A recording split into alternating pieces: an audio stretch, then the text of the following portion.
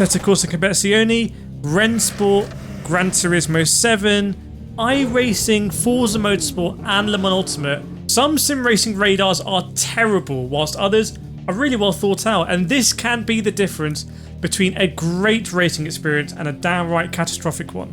So in order to delve deeper into the issue, I've taken a painstaking look at the radars of some of the most popular racing sims and games currently on the market, and I've unearthed some really surprising differences, and I think these are critical for sim racing.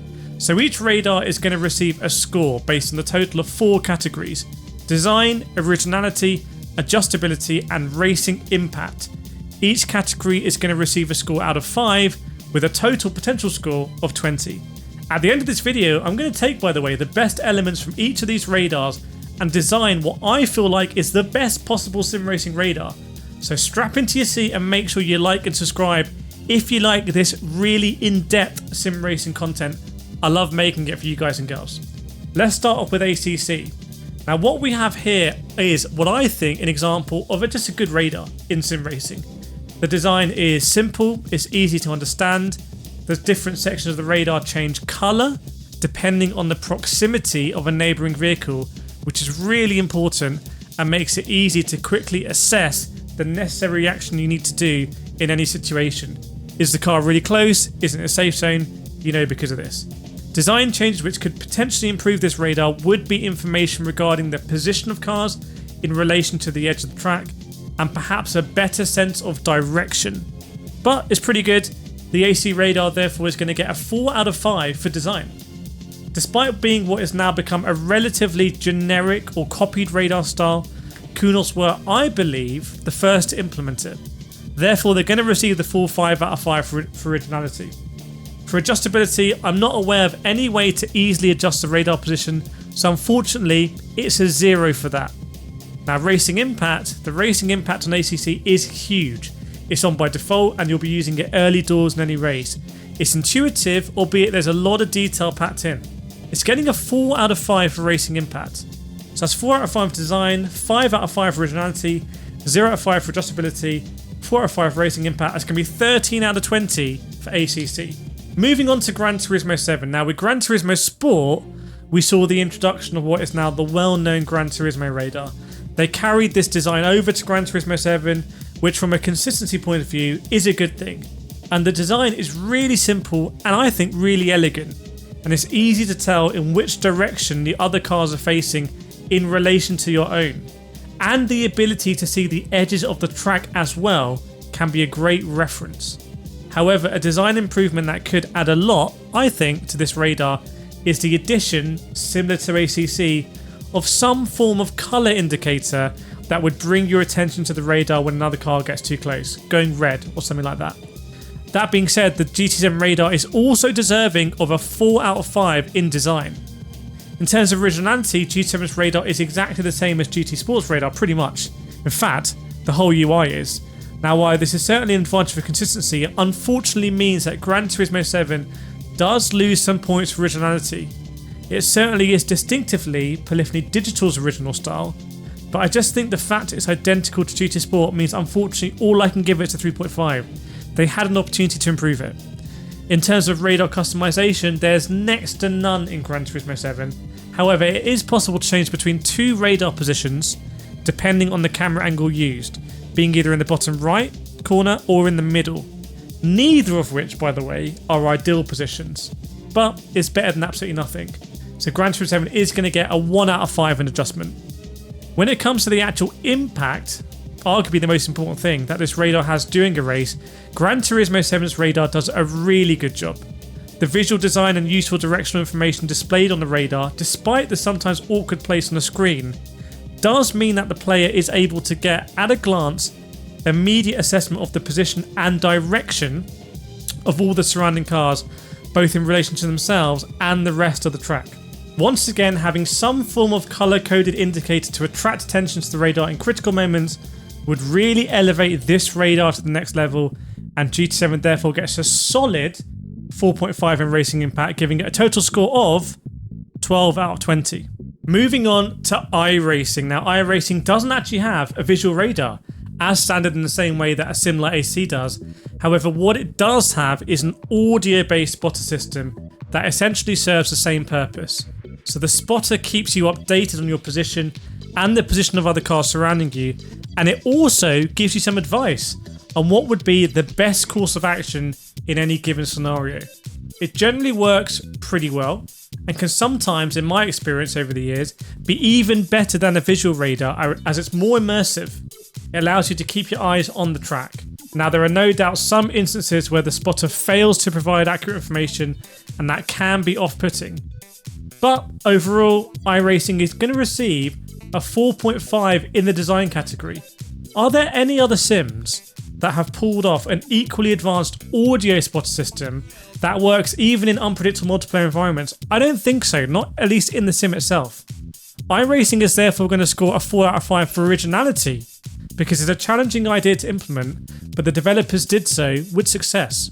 The spotter system in iRacing also presents a huge amount of customization. By going into the game files, you can manually adjust the wording of the spotter, adding or removing calls, or even include your own custom sound files if you want to create a unique audio experience. It doesn't get much more granular in terms of adjustment than that. So iRacing is going to be the first in this video to receive a full 5 out of 5 customization.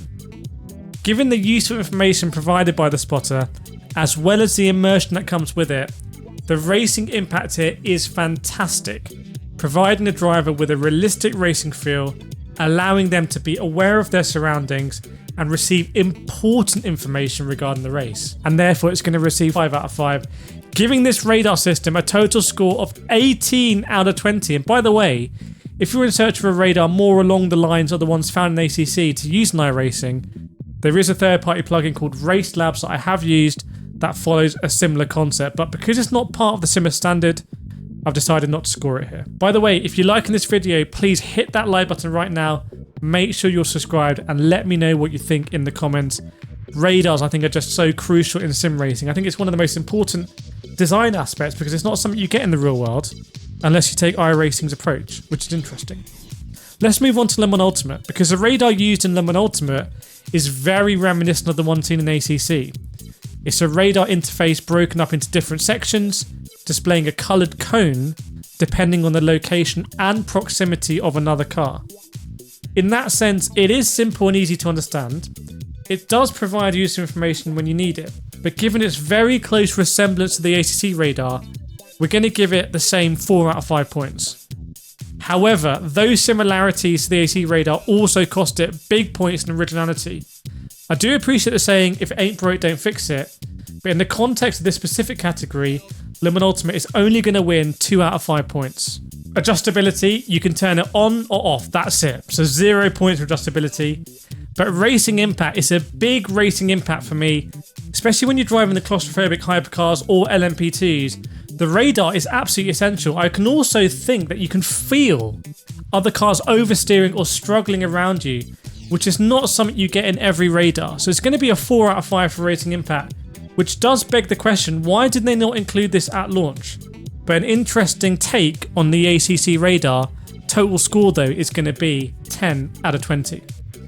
Now let's move on to the latest radar in the bunch, that's Forza Motorsport. The radar's visual design is not very interesting. From a design standpoint, it does not fit into the rest of the UI at all, and I could probably replicate it in about 20 seconds in Microsoft Paint. You know what, that's exactly what I'm just going to do. You see here, very basic stuff. That's not to say it isn't functional though, and it does function in a similar way to the radar seen in ACC and Le Mans Ultimate. It does provide information around the cars around you and their proximity. But let's be really honest here, this is a more basic form. And once again, some information is missing, such as the edges of the track. For these reasons, I'm going to give the Forza radar a 3 out of 5 in visual design. Extremely basic and also missing some information. When it comes to originality, it doesn't get better. The Forza radar is clearly inspired by the ACC and the Ultimate radars, except it does it just a bit worse, with nothing really to set it apart or make it better. The Forza radar therefore gets 1 out of 5 points for originality. The radar does redeem itself in its adjustability there, with various options allowing the driver to choose in which type of race they would like to display the radar, such as multiplayer only, single player only, both types on the tool, and also the position of the radar on the screen. There's a center bottom, a center top, and a map position. This is a pretty decent selection of options for player adjustment, and therefore Forza fans, you're going to be happy. It's going to score 3 out of 5 in this category. Now this radar has a very significant impact on the racing in Forza Motorsport. Before the addition of the radar, the only other visual cues were these terrible proximity errors. I told you this was going to be an honest video, and they didn't help much at all. They, to be honest, encouraged a lot of dirty driving. And with the inclusion of this new radar, the standard of racing online in Forza Motorsport should increase dramatically. For this reason, I'm going to give the Forza radar a full 5 out of 5 points for racing impact, giving us a total score of 12 out of 20. With the recent Rennsport Open beta, we're able to take a look at what the radar might look like in the full release of Rennsport. Now, as it currently stands, it isn't actually too bad. The visual design is once again reminiscent of the one introduced with ACC. However, it does have this sort of translucent circle surrounding it, which in my opinion makes it slightly distracting on the screen. The way it uses colours to illustrate the position of another car is good. And also, given the pre-release nature of the game, I'm going to give this radar a 4 out of 5 for visual design. It's fairly well integrated into UI, with the drawback being the slightly distracting white circle. While once again it's clearly inspired by the ACC radar, the developers are at least trying to do something a bit different with their version. I'll therefore give them a fairly generous, I think, 3 out of 5 for originality. Adjustability. Slight change here, as you can change the opacity. This could be quite useful in making the radar less distracting, but it's there when you need it. It's going to be a 2 for adjustability because that's all you get. Now, racing impact, the big one. For some reason, I feel in Rennsport, I don't think I need the radar as much as I do in other sims. Because Rennsport is arguably more on the simcade side rather than the hardcore sim side, side-to-side contact isn't the end of the world. You know, you don't have to, like, at all costs avoid touching other cars side by side like you would in Le Mans Ultimate. And for that reason, I'm going to give it a 3 in racing impact. I think they could do some tweaks here to make it more impact on the racing side. So that means that Rennsport is going to get a total score out of 12 out of 20. So if you come this far, put some sunglasses in the comments, because I'm going to let you know what the ideal radar looks like. Now that we've taken a look at all of these different radars, it's time to design the ultimate one. What are we going to end up with? I'm super excited about this. So starting with design, iRacing having the highest scoring radar system in this video, it only seems logical to include an audio element to the ultimate radar. However, a visual radar alongside it would be fantastic.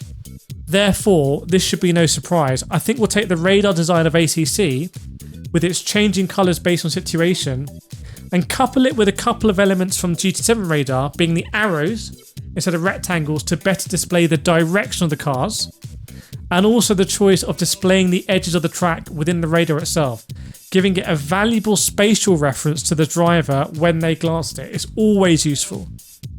What you're looking right here is the ultimate sim racing radar. So over the course of this video, we've analysed the radars from a good selection of the most popular sim racing games out there. While they all provide valuable information to the driver over the course of a race, helping us all to avoid collisions and promote clean racing, there are definitely some, I hope you agree, that do the job a little bit better than others, which has ultimately allowed us to design the ultimate sim racing radar. Let me know what you thought about this in the comments down below. Please, if you enjoyed the videos, hit that like, hit that subscribe.